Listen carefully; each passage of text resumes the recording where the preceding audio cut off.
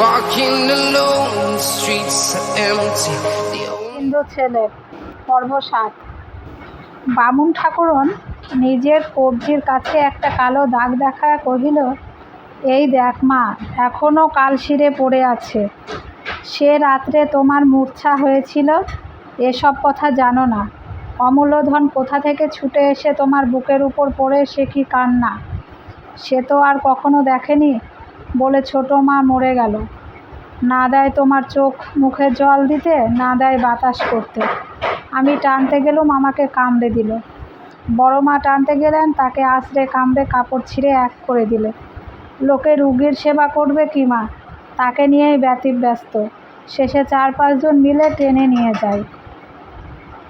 বিন্দু নির্নিমেষে চোখে তাহার মুখের পানে চাহিয়া কথাগুলো যেন গিলিতে লাগিল। তারপর অতি দীর্ঘ একটা নিঃশ্বাস ফেলিয়া ধীরে ধীরে উঠিয়া গিয়া নিজের ঘরে গিয়া দৌড় দিয়া শুইল। 3-4 পরে বিন্দুর পিতা মাতা পিসি প্রভৃতি ফিরিবার পূর্বের দিন মূর্ছার পরে বিন্দু চুপ করিয়া বিছানায় পড়িয়াছিল। কদম বাতাস করিতেছিল, আর কেহ ছিল না। বিন্দু ইঙ্গিতে তাহাকে আরও কাছে ডাকিয়া মৃদু কণ্ঠে বলিল, কদম দিদি এসেছেন রে। কদম বলিল, না দিদি, আমরা এত লোক আছি, তাকে আর কষ্ট দাও না কেন? বিন্দু ক্ষণকাল স্থির থাকিয়া বলিল, এ তোমাদের দোষ কদম, সব কাজে নিজেদের বুদ্ধি খাটাতে যাস। এমনি করেই একদিন আমাকে মেরে ফেলবি দেখছি। পুজোর দিনেও তোরা একবারই লোক ছিলে, কি করতে পেরেছিলে? যতক্ষণ না সে এক ফোঁটা লোকটি এসে বাড়িতে পা দিলে, ওরে তোরা আর সে, তারপরে আঙুলের ক্ষমতাও তোদের বাড়ি শুদ্ধ লোকের নেই। বিন্দুর মা ঘরে ঢুকিয়া বলিলেন, জামাইয়ের মতো আছে বিন্দু, তুইও দিন কতক আমাদের ঘরে ঘুরে আসবি, চল। বিন্দু মায়ের মুখের দিকে চাহিয়া থাকিয়া বলিলেন, আমার যাওয়া নেওয়া কি আর তার মতামতের ওপর নির্ভর করে মা, যে তিনি বললেই যাব? আমার শত্রুর হুকুম না পেলে যায় কি করে? মা কথাটা বুঝিয়া বলিলেন, তোর জায়ের কথা বলছিস? তার আর হুকুম নিতে হবে না। যখন আলাদা হয়ে তোরা চলে এসেছিস তখন উনি বললেই হলো। বিন্দু মাথা নাড়িয়া বলিল, না মা, তা হয় না। যতক্ষণ বেঁচে আছি ততক্ষণ সেখানেই থাক, সেই সব। আর যাই করি মা, তাকে না বলে বাড়ি ছেড়ে যেতে পারবো না। বড় ঠাকুরন তাহলে রাগ করবেন। এ লোকে সেই মাত্র উপস্থিত হয়ে শুনিতেছিলেন। বলিলেন, আচ্ছা আমি বলছি, তুমি যাও। বিন্দু সে কথার জবাবও দিল না। মা বলিলেন, বেশ তো, না হয় লোক পাঠিয়ে তার মত নেব না বিন্দু। বিন্দু আশ্চর্য হয়ে বলিল, লোক পাঠিয়ে? সে তো আরও মন্দ হবে মা। আমি তার মন জানি, মুখে বলবে যাক, কিন্তু ভেতরে লেগে থাকবে। হয়তো বড় ঠাকুরকে 5টা বানিয়ে বলবে, না মা তোমরা যাও, আমার যাওয়া হবে না। মা আর জিদ করিলেন না, চলিয়া গেলেন। এবার ফাঁকা বাড়ি প্রতি মুহূর্তে তাহাকে গিলিবার জন্য হাঁ করিতে লাগিল। নিচের একটি ঘরে এ লোকেশিরা থাকেন, দোতলার একটি ঘর তাহার নিজের, আর সমস্তই খালি খা খা করিতে লাগিল। সে শূন্য মনে ঘুরিতে ঘুরিতে তেতলার একটি ঘরে আসিয়া দাঁড়াইল। কোন সুদূর ভবিষ্যতে পুত্র পুত্রবধূর নাম করিয়া এই ঘরখানি সে তৈরি করিয়াছিল। এইখানে ঢুকিয়া সে কিছুতেই চোখের জল রাখিতে পারিল না। নিচে নামিয়া আসিতেছিল, পথে স্বামীর সহিত দেখা হইবার মাত্র সে বলিয়া উঠিল, হাঁ গা, কীরকম হবে তবে? মাধব বুঝিতে না পারিয়া বলিলেন, কিসের? বিন্দু আর জবাব দিতে পারিল না।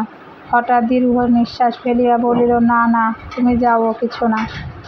পরদিন সকালবেলা মাধব বাহিরের ঘরে বসিয়া কাজ করিতেছিলেন।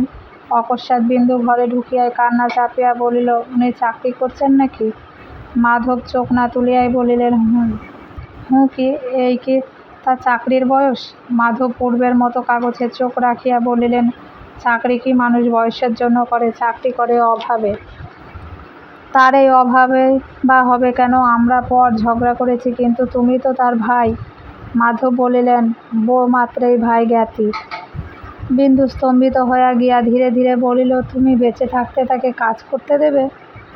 মাধব একবার মুখ তুলিয়া স্ত্রীর দিকে চাহিলেন, তারপর সহজ শান্ত কণ্ঠে বলিলেন, কেন দেব না? সংসারে যে যার অদৃষ্ট নিয়ে আসে, তেমনি ভোগ করে, আর জীবন্ত সাক্ষী আমি নিজে। পরে বাপ মা মরেছেন জানি নে, বড় বৌঠানের মুখে শুনিয়ে আমরা বড় গরিব, কিন্তু কোনোদিনও দুঃখ কষ্টের বাষ্পও টের পেলাম না। কোথা থেকে চিরকাল পরিষ্কার ধপধপে কাপড় জামা এসেছে, কোথা থেকে স্কুল কলেজের মাইনে, বইয়ের দাম, বাসা খরচ এসেছে তা আজও বলতে পারি না। তারপরে উকিল হয়ে মন্দ টাকা পায়নি, ইতিমধ্যে কোথা থেকে তেমন করে তুমি একরাশ টাকা নিয়ে ঘরে এলে, এমন অট্টালিকাও তৈরি হলো। অথচ দাদাকে দেখো, চিরকালটা নিঃশব্দে হাড় ভাঙা খাটুনি খেটেছেন, ছেঁড়া সেলাই করা কাপড় পরেছেন। শীতের দিনেও তার গায়ে কখনো জামা দেখিনি। একবেলায় এক মুঠো খেয়ে কেবল আমাদের জন্যে, সেসব আমার মনে পড়ে না, পড়বার দরকারও দেখিনি। শুধু দিন কতক আরাম করেছিলেন, তা ভগবান সুদ শুদ্ধ আদায় করে নিচ্ছেন বলিয়া সহশেষে মুখ ফিরাইয়া একটা দরকারি কাগজ খুঁজিতে লাগিলেন। বিন্দু নির্বাক স্তব্ধ। স্বামীর কত বড় তিরস্কার যে এই অতীত দিনের সহজ কাহিনীর মধ্যে প্রচ্ছন্ন ছিল, সে কথা বিন্দুর প্রতি রক্তবিন্দুটি পর্যন্ত অনুভব করিতে লাগিল। সে মাথা হেঁট করিয়া রহিল। মাধব কাগজ খুঁজিতে কতকটা যেন নিজের মনেই বলিলেন, চাকরি বললে চাকরি, রাধাপুরের কাছারিতে যেতে আসতে প্রায় ক্রোশ। ভোর 4টায় বেরিয়ে সমস্ত দিন অনাহারে থেকে রাত্রে ফিরে এসে দুটি খাওয়া মানে 12 টাকা। বিন্দু শিহরিয়া উঠিলেন। সমস্ত দিন অনাহারে, মোটে 12 টাকা? হ্যাঁ, 12 টাকা। বয়স হয়েছে, তাতে আফিংখোর মানুষ, একটু আধটু দুধটুকুও পান না। ভগবান দেখছে এতদিন পর দয়া করে দাদার ভাবযন্ত্রণা মোচন করে দেবার উপায় করে দিয়েছেন। বিন্দু চোখ দিয়া জল গড়াইয়া পড়িল এবং যাহা কোনোদিনও করে নাই আজ তাহা করিল। হেঁট হইয়া স্বামীর 2 পা চাপিয়া ধরিয়া কাঁদিতে কাঁদিতে বলিল, তোমার দুটি পায়ে পড়ি, একটি উপায় করে দাও। রোগা মানুষ, এমন করে 2 দিনও বাঁচবে না।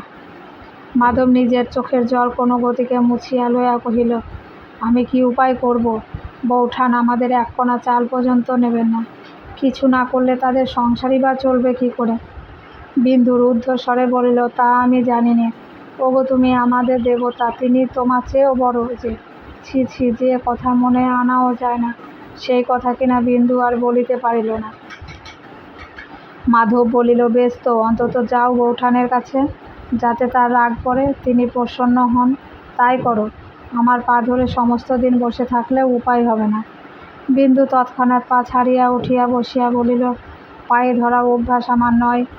এখন দেখছি কেন সে রাত্রে তিনি জলস্পর্শ করেননি। অথচ তুমি সমস্ত জেনে শুনে শত্রুর মতো চুপ করে রইলে। আমার অপরাধ বেড়ে গেল, তুমি কথাও কইলে না। মাধব কাগজপত্র মনোনিবেশ করিয়া কহিল, না, ও বিদ্যে আমার দাদার কাছে শেখা। ঈশ্বর করুন যেন অমনি চুপ করে থেকে একদিন যেতে পারি। বিন্দু আর কথা কহিল না, উঠিয়া গিয়া নিজের ঘরে দৌড় দিয়া পড়িয়া রইল। মাধব তখন উঠিবার উপক্রম করিতেছিল। বিন্দু আবার আসিয়া ঘরে ঢুকিল। তাহার 2 চোখ রাঙা। মাধবের দয়া হইল, বলিল, যাও একবার তার কাছে। জানো তো, তাকে একটিবার গিয়ে শুধু দাঁড়াও, তাহলেই সব হবে। বিন্দু করুণ কণ্ঠে বলিল, তুমি যাও। ওগো, আমি ছেলের দিব্যি করছি। মাধব তাহার মনের ভাব বুঝিয়া কিছু প্রশ্ন হয় জবাব দিল, 1000 দিব্যি করলেও আমি দাদাকে বলতে পারবো না। তিনি নিজে জিজ্ঞাসা না করলে গিয়ে বলবো? এত সাহস আমার গলা কেটে ফেললেও হবে না। বিন্দু তথাপি নড়িল না। মাধব কহিল, পারবে না যেতে? বিন্দু জবাব দিল না। হেঁট মুখে ধীরে ধীরে চলিয়া গেল।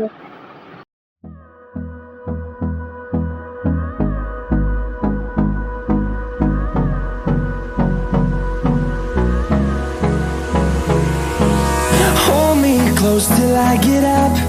Time is barely on our side.